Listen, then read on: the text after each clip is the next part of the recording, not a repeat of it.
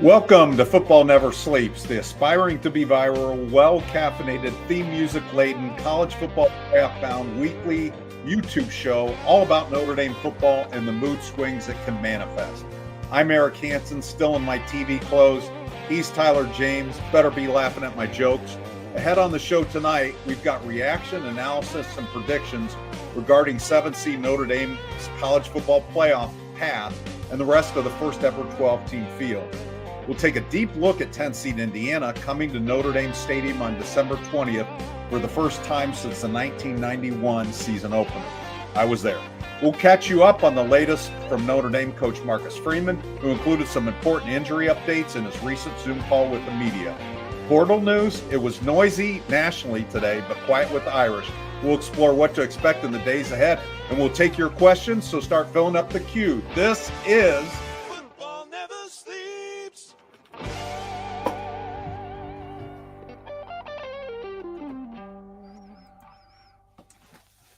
All right. Well done, Eric. Welcome, everyone, for joining us. Thanks to everyone hopping in and commenting in the chat. We were a little bit late there. Apologies for that. And we'll get things rolling. I have some links I need to add to the description. So I'm going to, while Eric answers some of our questions earlier, I'm going to add those in here, but I'm going to promote them anyways and make sure that you guys are aware of what we have available before we get rolling. Of course, make sure that you are subscribed to us here on YouTube. It's free, only costs you a click, and gets you the ability to comment and submit questions during the show. I ask you to kindly hit the like button as well. If you're running out of holiday gift ideas, perhaps you should consider giving a Notre Dame fan the gift of an Inside ND Sports subscription. You can sign up for gift subscriptions from 1 month for up to 5 years. Excuse me. So there's all kinds of different options. You can do a number of different months. You can do a number of different years, up to 5 years. So get all kinds of access to Eric Hansen and I. You can do that at notredame.rivals.com/gifts/purchase. And I will include a link in the video description below so you don't have to type that all out. Then, as always, if you're not already a subscriber to InsideNDSports.com, you can sign up for a 30-day free trial of your own with promo code NDYT, and there will be a link in the video description below for that as well. That is all the plugs I have for now. I have some links I need to be adding to shortly, but let's have a good show. Notre Dame, as I'm sure you all know by now, was ranked 5th and seeded 7th in the 12-team college football playoff, which gives the Irish a home game against 10 seed Indiana. We'll get into the Hoosiers a bit later, but I wanted to start with the committee's placement of Notre Dame. Eric, do you think the committee ranked Notre Dame properly at number 5? No. But I listened to Ward Manuel, the committee chair, on the teleconference afterwards, as I usually do, and he made some good reasons why Notre Dame was 5th. But I ranked them number 3 in my final AP ballot, and I thought that that's where they deserve. Now, I think you're splitting hairs a lot between those teams. I don't think there's a huge gap when you look at teams 3 through 7 in the rankings, but I do think Notre Dame deserve to be number 3. Yeah, I don't have a huge problem with it. I do think Notre Dame should probably be number 3. I would have definitely ranked Notre Dame ahead of Penn State. The tightish game against Oregon, maybe second guess that a little bit. I don't really know what to do about Texas losing the same game to the same Georgia team twice. And it's a Georgia team that I think I respect more than you do. But I also understand, like, the severity of the Northern Illinois loss should matter. The thing is, I don't think that Penn State or Texas, either of them, have significantly better wins than Notre Dame. So I think that's probably why it fell the way they did. I think that Northern Illinois loss just haunted Notre Dame so much, even though obviously it didn't prevent Notre Dame from hosting a college football playoff game. Well, yeah, I mean, it's difficult because people like to take their argument and just isolate that, like who had the better win or who had the worst loss, and don't look at everything together. I know we were on our Insider Lounge message board yesterday, and people were talking about Ohio State being ranked behind Penn State when there was the head-to-head, and now they have the same amount of losses. And nobody wanted to talk about Ohio State had a much worse loss than Penn State did. But these things aren't all equal. They're not, they're all subjective things. It is more difficult to rank these teams. It's not the no-brainer people think they are, and they, want to do head-to-head. And, one person was going off on head-to-head, and I said, well, then should Northern Illinois be ranked ahead of Notre Dame? So it's not the easiest thing in the world to do it, because you're not comparing really comparable data. You're weighing all these different factors. Yeah, I mean, I think for head-to-head to come and play, I think you have to be within one loss of each other, in my opinion, for that to really matter. Then I think it can, and it's not black and white either. I don't think it's always like, well, it's not. It depends on when the head-to-head was and what the other circumstance. Would you have ranked Ohio State ahead of Penn State? Probably not, because I just think Ohio State's loss to Michigan is bad. Right. And at the end of the season too. Right. Yeah. That's what it's the last thing they put on their resume. And so some people may argue that doesn't matter, but I do think timing matters as it relates to the evolution of a football team. Right. I don't know if you mentioned this in your previous answer.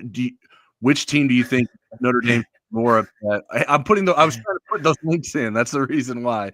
It's not because I don't want to listen to you. Which team do you think Notre Dame should be more upset about being ahead of Notre Dame, Texas or Penn State?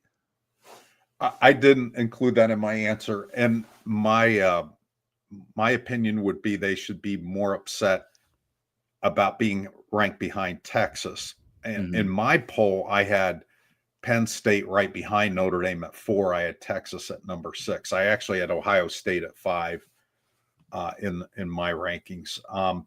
Texas was a difficult rank because you look at them and they do pass the eye test in a lot of areas, but there's a couple of areas they don't. They're not a good running team relative to the other teams in the field.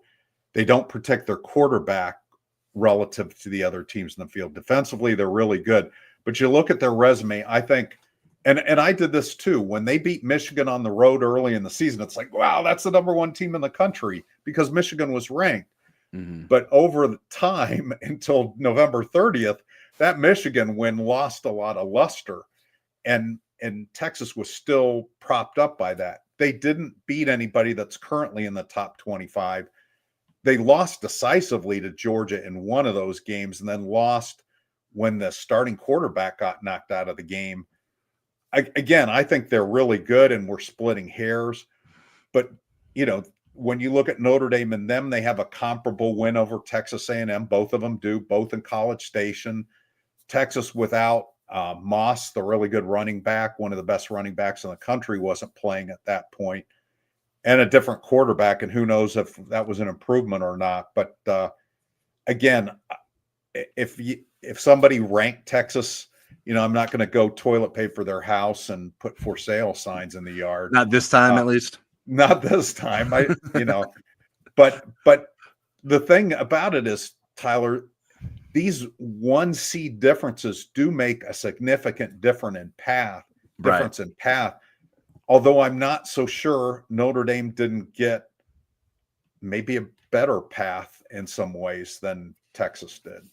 Yeah, I just, before we move on to that path, I just it's kind of shocking when you look at the schedules of Texas and Penn State, like how impressive, how unimpressive the quality of their wins are.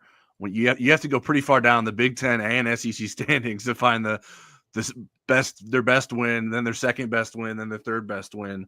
And I think Notre Dame has a solid argument that it has more quality wins than both of those teams. I'm not even sure it's that. It's hard to be in the SEC and not have a top 25 win. That's what's crazy about Texas's schedule. Well, and even the Big Ten too. Like the Big Ten has, they got 3 teams in the playoff. They were top heavy though. If you dodge them, right? But the SEC was pretty deep with teams. And we'll talk about Indiana. Like Indiana dodged a lot of those teams in the Big Ten too. So let's get into that path. Do you think this is a favorable path for Notre Dame? And obviously for those who don't have it committed to memory, If Notre Dame beats Indiana, then it will play Georgia in the Sugar Bowl. And then the other half of the bracket is Penn State, SMU, and Boise State. Do you think that's a favorable path for Notre Dame?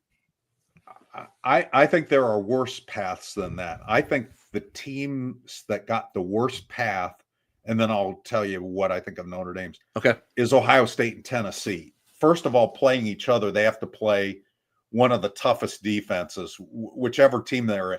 And both of those teams are going to get booed in Ohio Stadium. Ryan Day is going to get booed, and Tennessee is going to get booed. And then if you win that, you have to play Oregon on the West Coast in the Rose Bowl in a quarterfinal game. I think that's by far the toughest quarterfinal game. I do think Georgia is a good team, and I rank Georgia ahead of Notre Dame. I rank them second, and I rank Notre Dame third.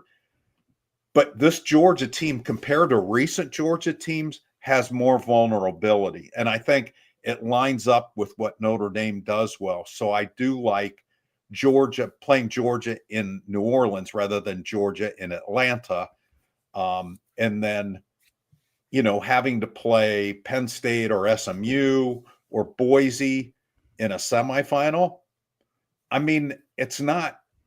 I mean, none of these are easy, but they're not like, let's run for the hills kind of thing. So from that standpoint, drawing away from Oregon, Tennessee, and Ohio State, I think was good for Notre Dame, because I think those are three of the teams they match up least well with. Yeah, I think when we're talking about where Notre Dame gets seeded or ranked, it's like, well, Notre Dame wants to get the 5 seed. That should be an enviable path. But then you're still in the same half with Oregon in that case, and because Notre Dame's not, I think that is helpful. Obviously, you got some wins to go for that to make a difference. If you think Georgia is an easier opponent than Oregon, but I think Penn State has the best draw with SMU and Boise State. And then the 5 seed, like Clemson, I don't know what to make of Clemson. I don't think they're that good of a team, but they have good athletes, they have good coaching, and this isn't like new territory for Clemson. So I think they're a little bit feisty. I would rather play SMU than Clemson. Even though I think I would too, based on their resumes, you would probably. Oh, I wouldn't. No, I'm sorry, I got that backwards. I thought you said you'd rather play than SMU. I'd rather play SMU. I'd rather play Clemson. I can't talk today. Okay, let me take a sip of caffeine. I need bourbon in this mug. You'd rather play one of them. I'd rather play the one with Dabo as their coach that eats at the Smoking Pig. That's the one I'd rather play. Okay. So in terms of Notre Dame's quadrant, how many of those teams would you favor Notre Dame head to head? So we're just talking IU and Georgia. Correct. I don't think in a betting line that they should be favored against Georgia, but I would, if Notre Dame plays the way that I think they can against IU, I would pick Notre Dame against Georgia based on matchups. And I'll give you a couple where I think Georgia struggles. And I think Rajon pointed this out. Carson Beck probably isn't going to play in this game. Georgia has the best punting game, and I know that sounds funny, but their punter is out. He's out of this, and that's a difference. You think if Notre Dame had to go with a second-string punter, with how aggressive Notre Dame is at blocking punts, having a punter that's not used to doing it, having to face Bryce Young coming at you, that could be significant in a game. But just some of the matchups, Georgia is 98th in the country in rushing offense. I actually think Gunnar Stockton playing would help them because he's a true dual threat. Mm-hmm. But I think Al Golden could cook something up to make him uncomfortable. But you look at their numbers amassed against admittedly a better schedule than anybody else in the field. But there's nothing they do overwhelmingly well.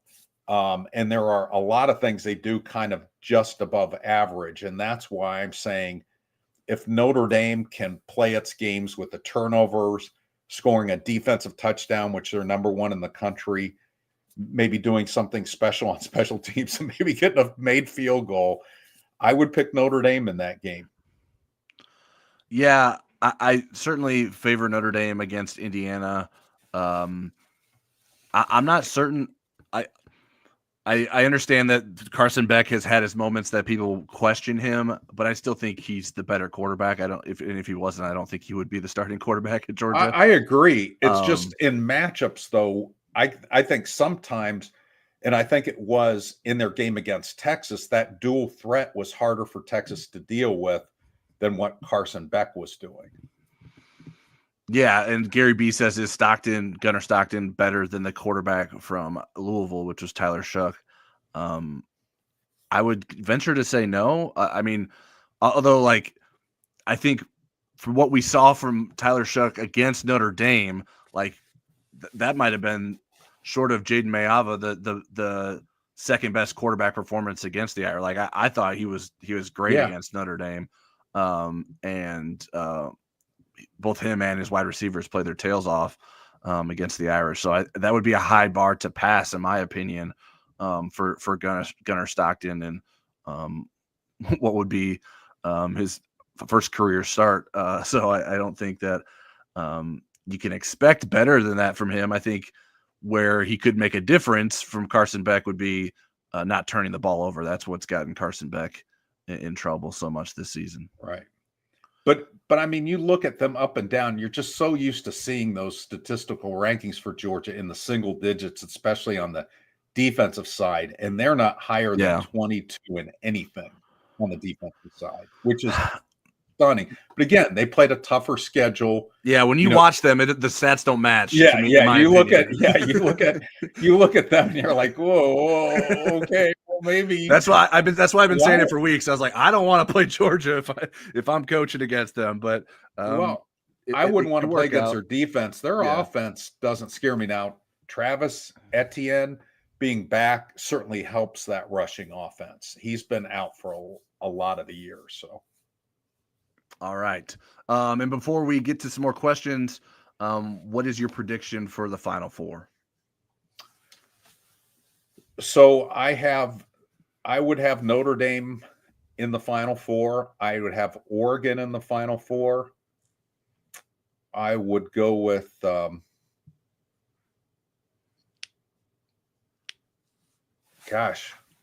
I didn't think this through well enough. You were the one who wanted to do this. Well, why don't you give yours first, and then I'll do my. I'm looking over. I'm having misgivings. Oregon and Notre Dame were the two easy ones. Okay, yeah. I'll put Boise in the Final Four. Okay, and I will go with Texas. All right. We have one difference. I have Penn State beating Boise. So my Final Four is Notre Dame, Penn State, Oregon, and Texas. And I don't know if I've fully completed my thought when we were talking about Georgia, but I like Notre Dame better against Gunnar Stockton than Carson Beck personally. So that pushes me in favor of that. Now, obviously, it's sort of a blind date situation other than what we saw of Gunnar Stockton in that SEC championship game, but I do like that set of circumstances for Notre Dame going into that game if Notre Dame does indeed beat Indiana to open the playoff. I had mine, and then I was looking. I had the stats right in front of me, and I was looking at them, and I was second guessing myself. And Tyler, you guys don't know this. Don't let the snow on the roof fool you. He's the adult in the room here, so, in this relationship. All right, let's get to some of the questions, and we'll leave some of the IU questions to a little bit later because we'll spend more time talking about them. So I'm going to lean on some of the other questions first. Bob Alvey says, how much of Notre Dame's defensive showing in the Coliseum was attributed to defending the option the week before travel or USC's offense? I think all those things factored in, but USC had a really good game plan to go at Notre Dame, try to run more plays and wear out their cornerbacks. They could go at Notre Dame with waves of wide receivers, good wide receivers. And Notre Dame's starting cornerbacks played every down in that game. They didn't come out once. 79 plays is a lot. That's more than Notre Dame has played against anybody. 49 pass plays is more than anybody's thrown on them this year.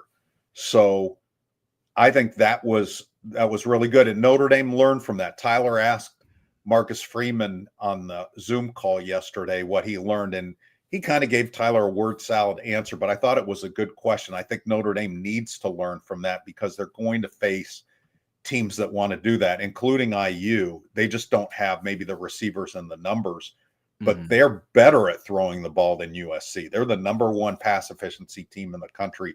USC was 70th. But I do think going from the option is hard. I think there's a hangover from going against that defense. And then, maybe the time zone thing a little bit. Notre Dame caught a little bit of a break in that they didn't have a full week of school. So I do think that helped. Yeah, I just think USC was willing and able to challenge Notre Dame's defense more than others with the passing game. And I think Lincoln Riley came up with a good scheme to put Notre Dame in tough situations and put USC's offense in advantageous ones. And there were a number of 50-50 ball sort of situations, and I think USC probably won more than 50% of them.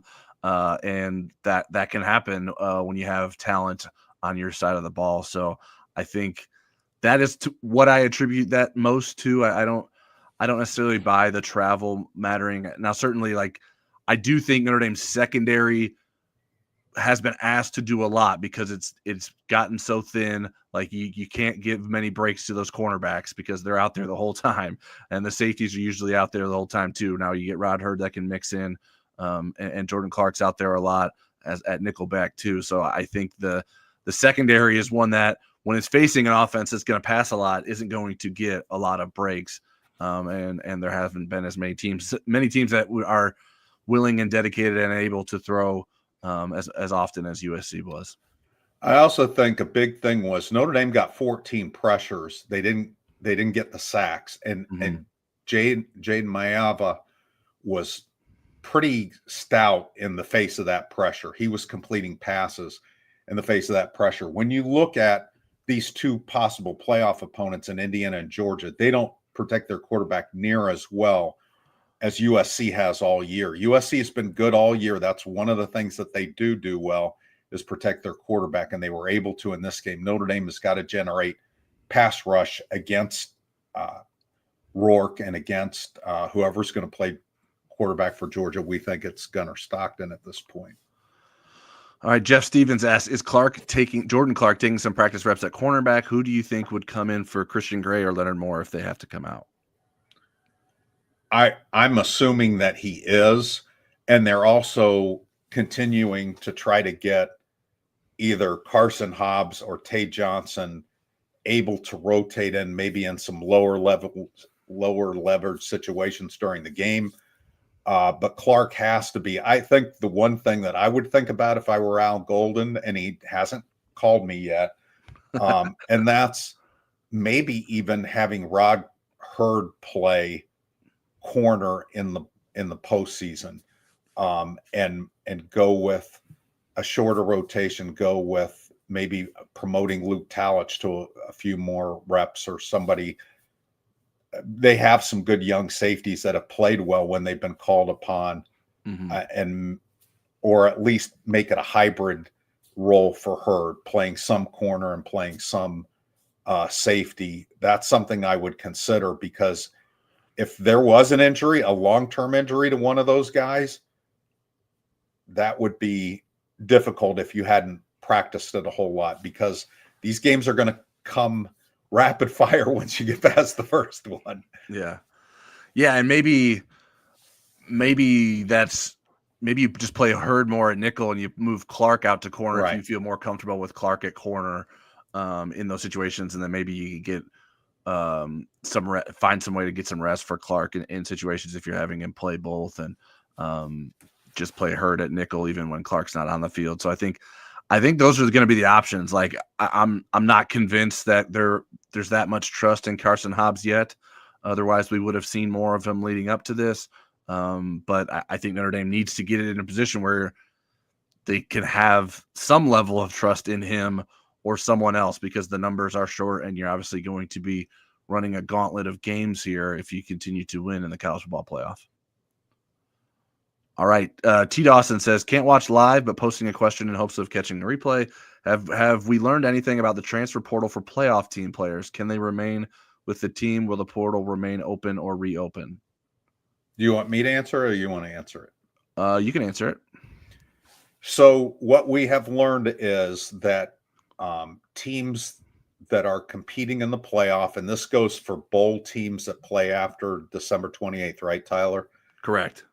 There's a 5-day window for those players once their team is eliminated from the playoff or has played their bowl game.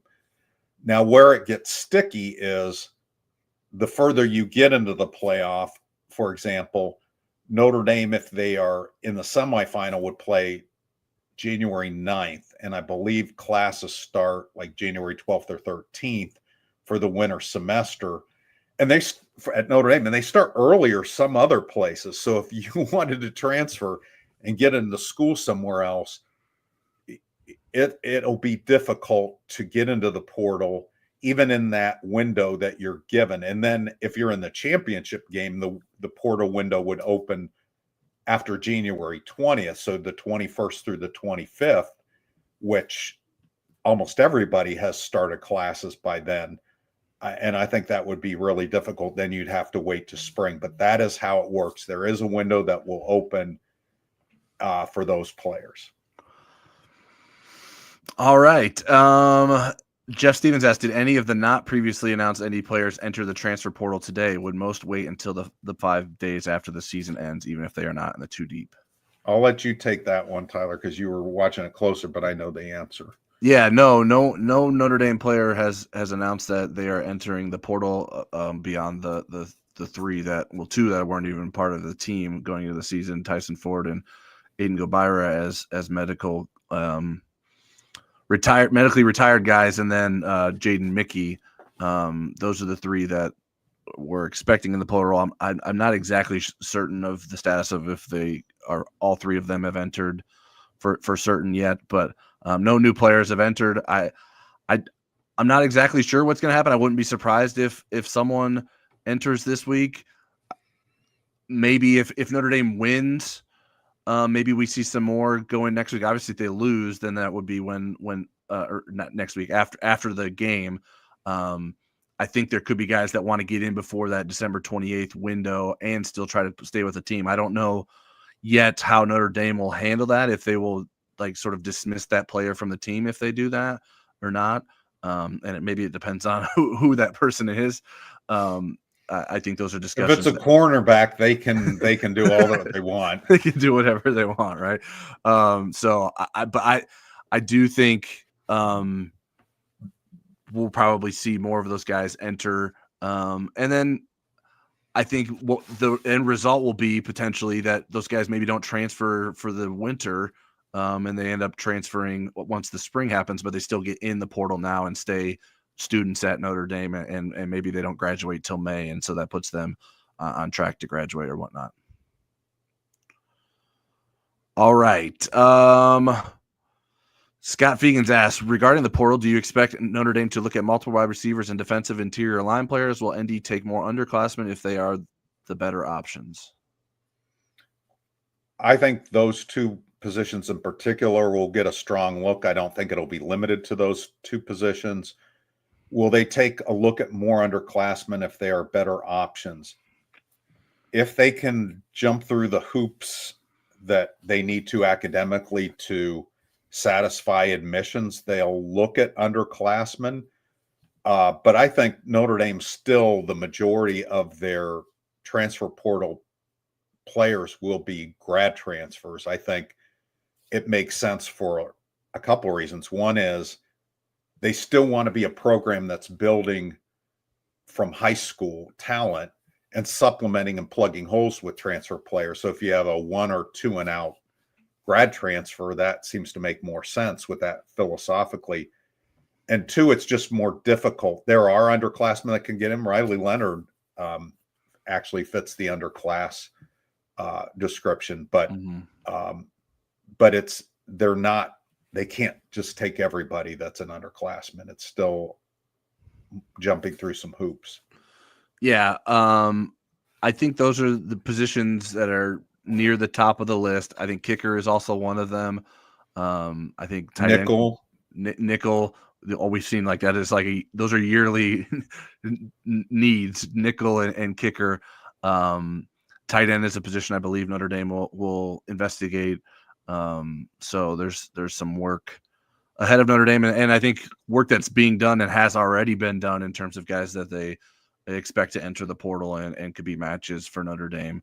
And a lot of that stuff will be, I think, kept in relative silence because Notre Dame wants its focus to be primarily first and foremost on its playoff run, although some folks within the program obviously have to balance some other things, but they want the players and coaches to mostly be focused on the playoff. Speaking of kicker, we got a couple of kicker questions / worries. Paul Kinlan says Texas lost to Georgia because of 2 failed field goals. I hope we do not see that from ND on the 20th. Anyone worried also? And Tyler Iam said, is Mitch Jeter going to be okay? Should we be panicking? I would never recommend panicking for anything. But to me, I think at this point, and I asked Marcus this in a press conference, not this last one, but the one before, is it mental or physical? And I do think the more that you kind of look at it, it is more mental than physical at this point. He does have a lot of time now to just kind of ease back into his form and so forth. But, you know, it's going to be a big stage. I think it's good that it's at home. I'm not sure that it's great that it's going to be frozen tundra. He's not used to that being from the Carolinas. But I have more confidence probably than most of you in Mitch Jeter. I mean, the thing is, the guy, when he was right, was almost automatic at South Carolina. And, you know, dealing with injuries is different for everybody, but I think he's going to be okay. But I do think it kind of helps you understand why Notre Dame would look for a kicker in the portal again and yet sign a kicker like Eric Schmidt who can kick and punt as a plan B, so that you do have a better plan B in case something like this happens in the future. Yeah, I am concerned. Panic probably isn't the right way to describe my feelings, but I understand if Notre Dame fans feel that way. But yeah, I think there's major concern there, and regardless of what injury after effects he's still dealing with, he's the one that Notre Dame is putting out there. So the expectation is for him to make the field goals, and he hasn't been doing that as of late. So I don't know that my confidence level in him will change until I start seeing some field goals going through the uprights, which hasn't been very often lately. I mean, and two, I mean, Notre Dame has mental performance specialists and stuff. I'm sure those kind of things help. I look back at the kickers that have had issues. Jonathan Dorr is probably the one that made the most dramatic turnaround from looking like he could never kick a field goal in front of a crowd to being pretty good at the end of his career once he got his head right. But we'll see. All right, Red Bricks. Whoops. It says, can you give a shout out to the Irish fan, one of your biggest supporters there? Tell him hello from Red Bricks Bob. Shout out to Red Bricks Bob. We appreciate you. Okay. Yes. Are we supposed to say hi TC or Red Bricks Bob? I'm not sure. Hi TC, Red Bricks Bob. We shout out any and all of you. We'll shout out to them and Brian Habermill because Brian wrote me 2 nice emails. All right. Gary B says the first playoff has no Southern Cal, LSU, Florida, Florida State, and Michigan. Shocking to either of you. Given at the beginning of the year, yes. I mean, I had Florida State ranked. I had USC ranked. I had LSU ranked. I don't know that I had Florida ranked because I knew what their schedule was like. Actually, they beat some of the teams that were and lost to some others. So I would say 3 out of those 4, especially Florida State and USC and LSU. Yeah. Michigan, I was a little skeptical of Michigan, but I thought I thought they'd be a top 25 team. I'm not sure that I thought they'd be a playoff team. All right, yeah, and Red Bricks clarified TC is Red Bricks' best friend. You guys are on this team, so shout out to TC. All right, yeah, I mean those teams were all teams. Well, maybe not all. I think Michigan and Florida are the two that would have been needed things to go right for them to get back Michigan get back to the playoff, Florida to get to the playoff. Michigan's quarterback situation was too obviously concerning going into the season. And I think you maybe could say that about Florida as well. But USC, I mean, I don't know that I for sure thought they would go to the playoff. I thought they would be contenders. LSU. Right. I thought they would be contenders. Yeah, LSU and Florida State. Obviously, they're both all three of those teams were replacing very good quarterbacks. And I think that obviously caught up with those teams. And not just that. I don't think it's limited to that. But a lot of the issues start there. I'm going to see if I can find my preseason ballot while you're talking. All right, cool. See where I had those teams. Scott Fegan said, "Did the NIU loss impact our ranking that much yesterday?" I think it did. I think that above all else is probably the thing that was what loomed over Notre Dame all season. Like I don't know, like Notre Dame did enough to get into a position where that wasn't going to prevent them from getting in the playoff, but it was going to prevent them from. I think jumping those teams that stayed ahead of it, despite losing in conference championship games. So I think the NIU loss did matter because as we discussed earlier, I don't think that those other teams have more impressive victories than Notre Dame does. Any luck on the poll? I haven't found it yet, but okay. Keep talking. Keep answering. All right, I'll go for another question. Eric Swope says, your thoughts on how the playoffs were seeded and might a 16-team playoff work next time? I haven't spent a lot of time thinking about the other seeds that aren't like connected to Notre Dame, like the ones that Notre Dame was in debate with, so to say. I don't have a huge issue with Boise State and Arizona State getting in over Clemson in terms of those first round buys. I know people don't like the idea of the conferences getting conference champions being the only ones to get access to those buys. And certainly as a Notre Dame fan, that is a limiting factor for the Irish. But I think, when we're talking about teams that have the best path, we're looking at teams that aren't necessarily receiving a bye. Like, is Boise State in a better position by getting the bye?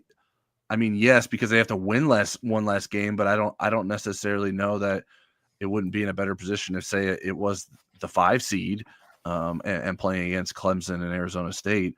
Although I guess one of those teams would be moved over, so it wouldn't be that exact matchup. But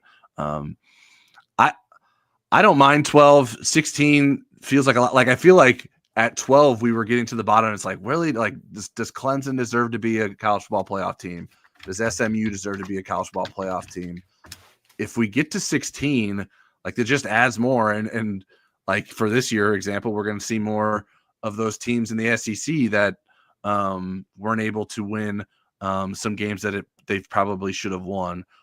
So I'd like to see the 12-team playoff continue to be used more frequently and for longer than it probably will end up being used, because I think it's important to sort of have the results of the sort of format have a larger sample size than what we may end up getting, which could just be for 2 years.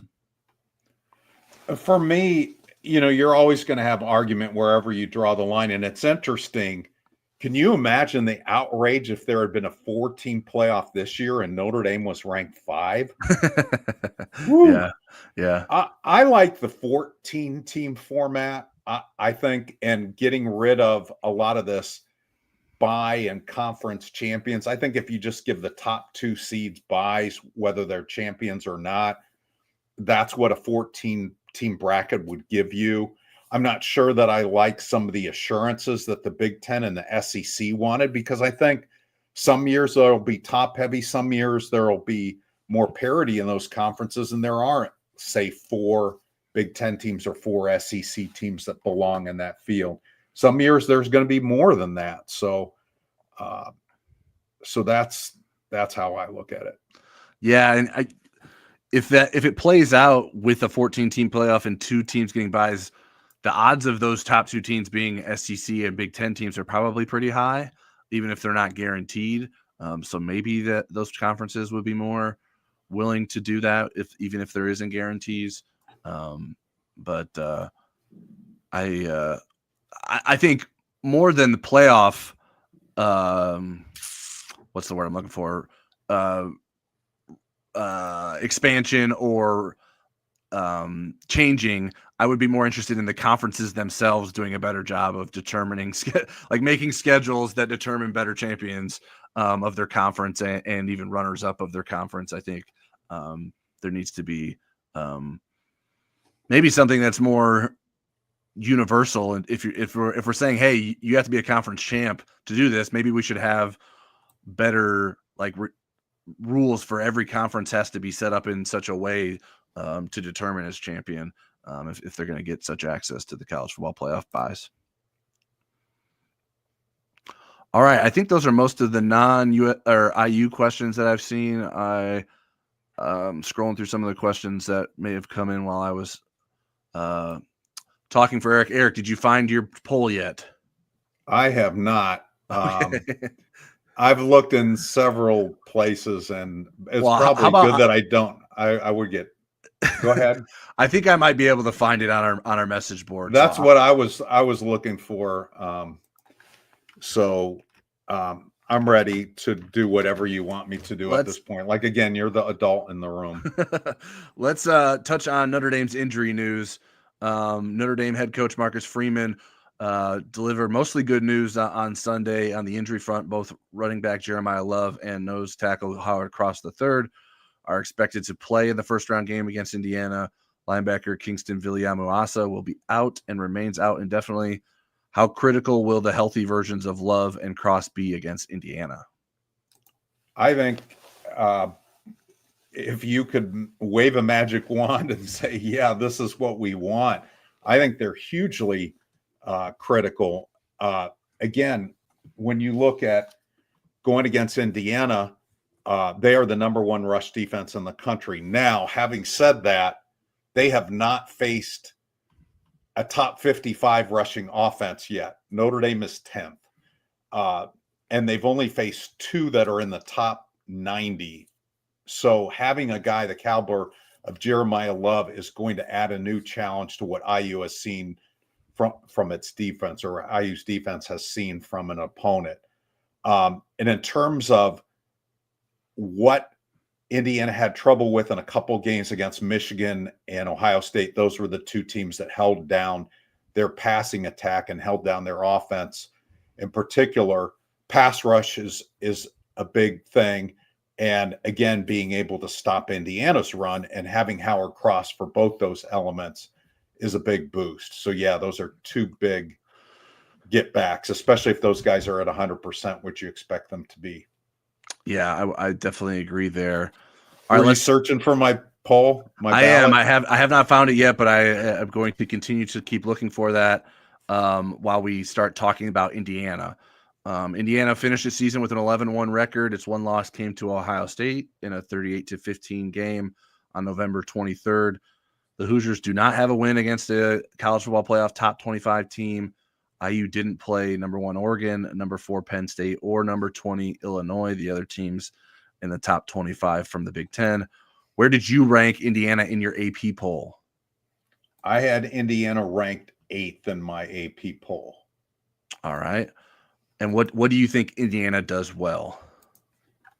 I'll tell you what, it's a long list. I mean, there's not a lot that they don't do well.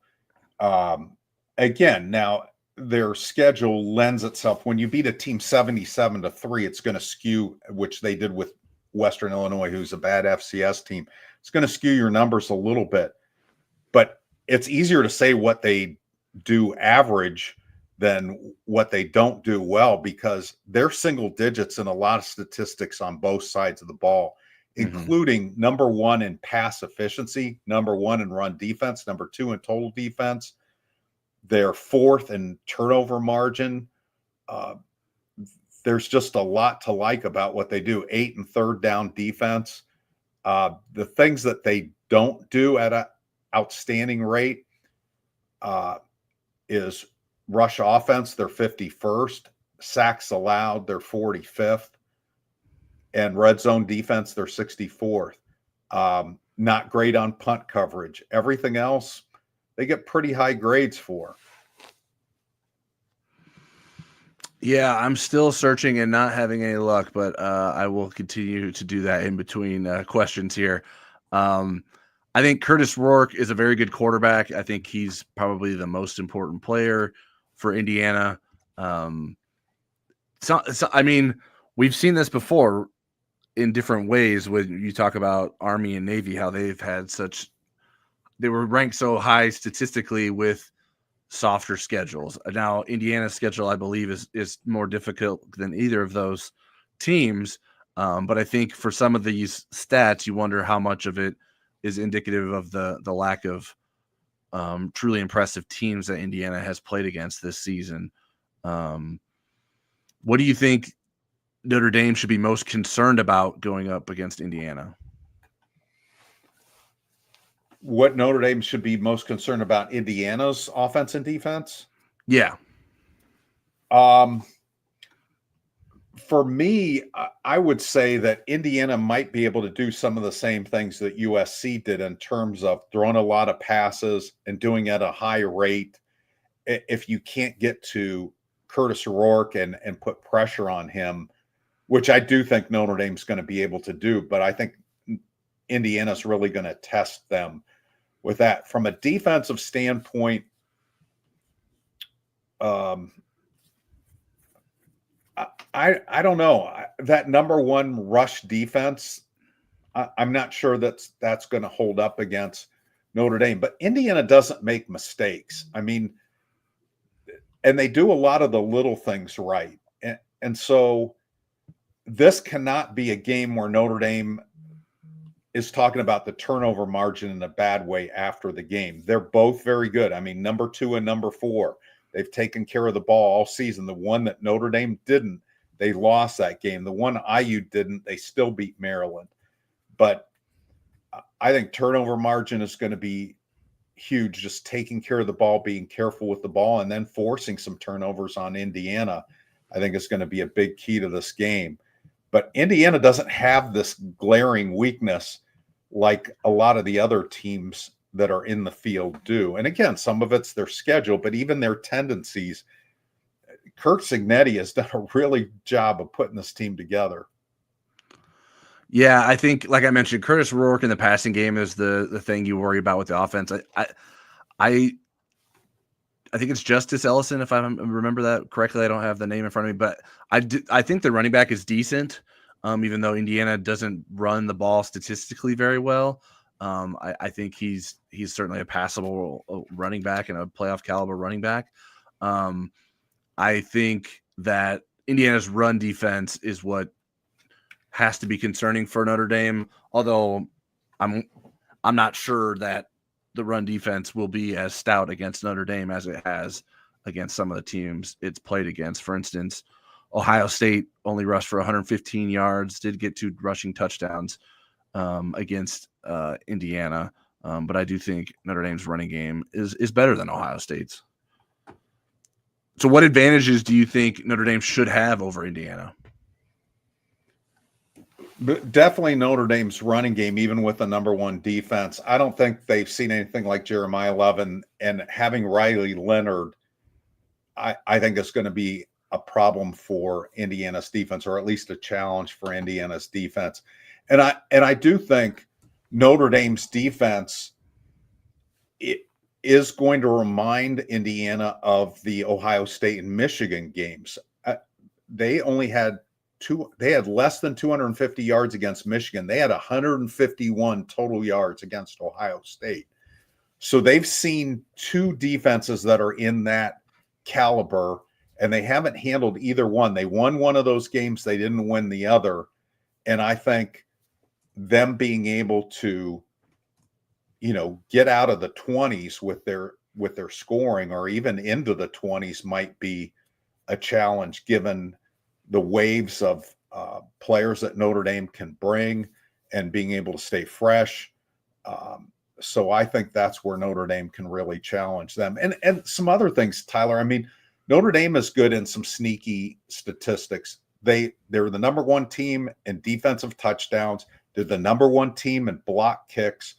And they're one of the best teams on both sides of the ball in fourth down, in preventing fourth down conversions and converting fourth downs themselves. And I think those are areas where Notre Dame could win in the margins a little bit in this game as well.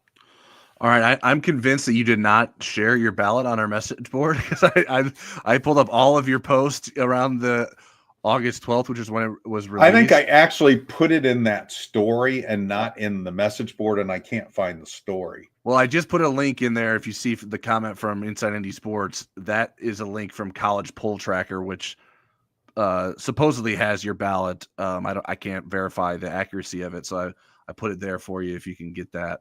It's in the comments? Yeah. Okay. I'll look for that. Okay. And I mean, I can read it to you if you'd rather. Oops, I screwed that up. How do I do it? How do I do here, that? I can send it to you in the private chat here. Okay. How's that? You see the private chat? I'm so restricted from I'm sure I'll find it here. Let's see, private chat. There's live and starred, and let's see, comments. It should be on the far right of our screen. Yeah. All right. I see it. All right. Okay. Cool. All right. I'll look for it there. While you do that, I'll grab another comment. Rajon said, SC quarterback more mobile than the IU quarterback ? I do think Jaden Mayava is more mobile than Curtis Rourke. USC didn't necessarily use Mayava as like a runner very often, and I don't think Indiana will with Curtis Rourke either. But I do think Mayava is probably better at avoiding the pass rush than Curtis Rourke is. That is one thing that IU doesn't do great necessarily. They're 44th in sacks allowed with 1.5 per game. IU does pass a lot too, so I think that may impact that number. But I do think Notre Dame should be able to generate a pass rush against Indiana. Okay, I found it. All right. So what would you like to know? I'll tell you my top four. This is going to make me look good. Georgia, Ohio State, Oregon, Texas was my top four. Although that wasn't really going out on a limb. I had Notre Dame. Your number 5 is the one that I think. Yeah, well, they lost their quarterback. Yeah, I had Utah 5. Everybody can throw onions at me. I had Notre Dame 6th, Penn State 7th, Florida State 8, Ole Miss 9, Alabama 10, Michigan 11, and LSU 12. I had USC 14, so I didn't have them in the playoff field. At least I had Tennessee ranked. I had Clemson in there. Arizona, boy, that was a clunker. NC State. Yeah. Oklahoma State. I had Boise in the top 25. And I had Kansas 25th, and they beat some top 25 teams. Yeah. Yeah, Utah was the clunker. I looked at their schedule, and they had a 7th-year quarterback, and once he went down, they were toast. But that was the team that I took a chance on, and it was not a good chance. But I think I did pretty well with it. Yeah, no, I think that's solid. What are your thoughts on Mayava versus Rourke in terms of mobility? I think I haven't seen enough of Rourke to really think that he has dual threat capabilities. I don't know that Mayava was. Mayava just extended plays well, moved well in the pocket, and he was completing 3rd and long passes with pressure in his face. The Ohio State game, Ohio State really got to Rourke. I mean, he had 68 yards passing in that game, and I think he was 8 of 18. And this is the number 1 pass efficiency guy in the nation. So I think he's different if there's pressure and if he's getting chased at that level versus and can Notre Dame bring the kind of pressure Ohio State did? I'm not sure that they can do that, but I think I think Mayava is probably the more dual threat kind of guy than Rourke is. What do you think? Yeah, I From agree. what you've I seen? went through that while you were reading your poll, so folks know what I think about that. So let's go rapid fire through the questions I have starred, and then we can rat-a-tat-tat a couple of recruiting things before we get out of here, and go a little extra long for you guys. Bob, off the eye test, does IU have a better offense than USC? I mean, based on the stat tests they do, I would say yes. I do think they do. I mean, I think their numbers are good enough. Yeah, I do think that IU is the better offense, definitely. Yeah, I think across the season they are. I think if USC had Mayava as its quarterback throughout the season, maybe that's different. But I think based on what both teams did this season, I think that IU's offensive line is really good. They were ranked fifth by the or fourth or fifth by the Joe Moore Award people. They didn't get the 3 finalists, but they were in 2 that were close to making the finalists. All right, Brian Habermill says, I'm about halfway through the first quarter of IU Michigan and noticed IU played a similar structured defense as ND, but with corners at least 7 yards off the line of scrimmage a lot. Where does IU's pass defense rank? They rank, let me look. I have it right here. They're number 12 in pass efficiency defense. Right. I don't know what passing yards allowed is. I think it's even better than that, but I don't know that. I don't put a lot of weight in that, as much weight in that stat. Right. They themselves did not face a lot of good pass efficiency defenses. Notre Dame is number 1. And when they did in Ohio State's, they really struggled against it, going on the flip side of that. But their pass efficiency defense is 12th. There's some good ones in the field. There's a bunch of them that are in single digits. The worst team in pass efficiency defense is Boise. Everybody else is pretty good. Georgia's the second worst statistically. All right, Ed Straub asks, who will be the game MVP in the Irish Hoosier game? Tyler, why don't you go first on that? I'll go Jeremiah Love. I think he's the best player in the game, and as long as he is healthy, I would expect him to have a significant role in an Irish victory. I'm going to go with Xavier Watts. All right, that's a good pick as well. Yeah, the secondary will have obviously a big role against IU. Gary B says, being residents of the greater South Bend area, are winters windy? Do you think it will be windy during the game? I think Tyler will be. He doesn't shut up. No, I'm just kidding. Yeah, Eric will be experiencing the most wind because he has to sit next to me talking. It's the long range forecast doesn't have the wind yet. It just has the precipitation guess and it has a temperature guess, and the range is 35 to 25. I mean, it can get really windy. Walking from my car to Purcell Pavilion for the women's basketball games, there's days where it feels like your face is going to get frozen off. Yeah, my Monday morning. Yeah, walks. I mean, it's just kind of luck of the draw. It's just like anywhere else. Some days it's windy and some days it isn't, but it can get pretty windy. Yeah, I mean, we've had a windier season than snowy season so far this year. So who knows what it'll be like on that Friday night? But yeah, we can definitely get plenty of wind over here in South Bend. All right, and I'll include this question just to make sure that I get good Christmas presents this year from my dad, Bob James. What's your take on Coach Cignetti? I've been around the game for a long time, and I can't think of a comparison. Maybe Bobby Knight. I cover Bobby Knight, so I wouldn't say that. I think Bobby Knight's in a different. I mean, if he's talking about if Bob is talking about, if your dad is talking to you, you have to read this for me. Is he talking about mannerisms or success? Blueprint for success. I think maybe at least my perspective of Kurt Cignetti is just sort of how he carries himself with confidence.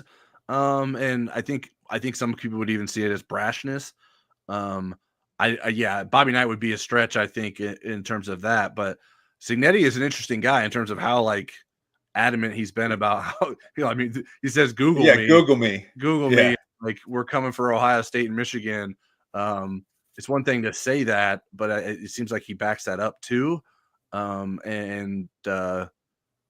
think it seems like a little bit. There's a tinge of crazy there, like, and I think that's probably something you have to win at a consistent level. At Well, a program we're like so IU. used to, like when I came into the market, Lou Holtz was the coach at Notre Dame, and he's like, "We're scared to death of Purdue. They're so well coached, and this and that." And that's generally what you get Right. are all these compliments. It's the opposite of politics. So I would compare him. Joshua Williams says Lane Kiffin. I think that might fit a little bit. I think there's a little bit of Lane Kiffin in him. Yeah. I think there is value to this. Cignetti, the way he's climbed up the ranks and won at different programs at different levels, I think is probably where a lot of that confidence comes from. Whereas Kiffin didn't have that sort of success as a head coach. He has had that as a play caller more than as a head coach. But Cignetti has been able to win at various levels of college football and has done a good job in just one season at IU. All right, Eric, you want to set me up for some recruiting stuff before we get out of here? Okay. Let me set you up for some recruiting stuff before we get out of here. I have to figure out what that recruiting stuff is. Hang on a second. All right. Are we going to do the superlatives or no? No, let's skip that just because we're running over time here. Okay, so Notre Dame made a big surprise addition in its last class when linebacker Madden Framo signed with the Irish. How big of an addition was Framo? Yeah, it's kind of crazy. It feels like forever ago, the early signing day being last Wednesday, but it was huge. I think he makes the linebacker position one of the positions of strength in the class, being alongside Anthony Saka and Ka'okia. Beating USC for a California kid is always important, and that's what Notre Dame did there. I think he's a really good player. Notre Dame has some very nice talent for the future at inside linebacker, and I think it's worth being excited about. Okay. So then I'm going to ask you, should Notre Dame fans be satisfied or panicked with the 12th ranked class from Marcus Freeman and company? Somewhere between satisfied and panicked. I think it's definitely okay to want more. 12th is a ranking that's not that impressive, and that's something that even Brian Kelly was readily capable of doing.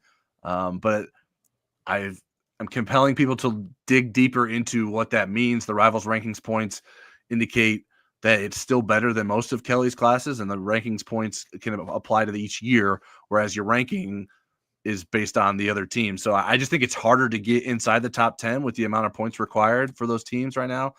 For instance, Notre Dame finished number 9 in the 2021 class with 2,378 points, and the 2025 class is 12th with 2,433 points. And the difference between those is roughly a top 200 player. So it's not a huge difference, but it was easier to get in the top 10 in 2021 than it was in 2025. Okay, you got an A in math, blah, blah, blah, blah, blah. We're going to do these superlatives rapid fire, and I'm going to do mine too real quick. Okay. Biggest get. Dallas Golden. Highest upside. Will Black. Jadon Blair. Earliest impact. James Flanagan. I'm going to say, besides Golden Burris. All right. And the most underrated. Nolan James Jr., running back. He was my second choice. I went with Antavius Richardson. He has track speed. Scrap. It may not show up as a freshman, but I think eventually that's the guy. All right, then I'll quickly rattle through the 2026 class is continuing to pick up steam already. Notre Dame got a verbal commitment from 3-star offensive lineman Sullivan Garvin on Thursday of last week. 6'5", 301 pounds from Allegan, Michigan. A 3-star recruit, 4-star offensive lineman Ben Nichols has set a commitment date for December 24th. Finalists are Penn State, Wisconsin, Tennessee, and Notre Dame. I think Notre Dame is in good shape there. He's been to Notre Dame 5 times, hasn't been to the others more than twice. He's 6'5", 320 pounds from Davison, Michigan, and Rivals ranks him as the number 25 offensive tackle and number 227 overall. I think both Nichols and Garvin would be guards for Notre Dame in the future, but we'll see how they continue to develop, obviously just being high school juniors. You know, All what was right. the funniest thing about that preseason poll was they used my 5th grade picture. I had jet black hair in the picture. I noticed that when I brought that up. All right. Well, appreciate everyone tuning in. Make sure you like the show, subscribe to the channel here, as we've mentioned before. If you're running out of holiday gift ideas, give a Notre Dame fan the gift of an InsideNDSports.com subscription, because let's be honest, you don't have enough money to pay for a Notre Dame Indiana ticket. You can sign up for a gift subscription from 1 month up to 5 years. And there is now a link in the video description below, so you can click that. It's NotreDame.rivals.com/gifts/purchase. And as always, you can try us out with a 30-day free trial with the promo code NDYT. There's a link in the video description below for that. Have a great week. We appreciate everyone tuning in. Big numbers tonight. Thanks to Eric and Tom Lemming for doing a Football Never Sleeps/Inside ND Sports podcast hybrid over the weekend, and not managing to break either of their devices, although they tried their very best. Have a good night, everyone, and we'll talk to you soon.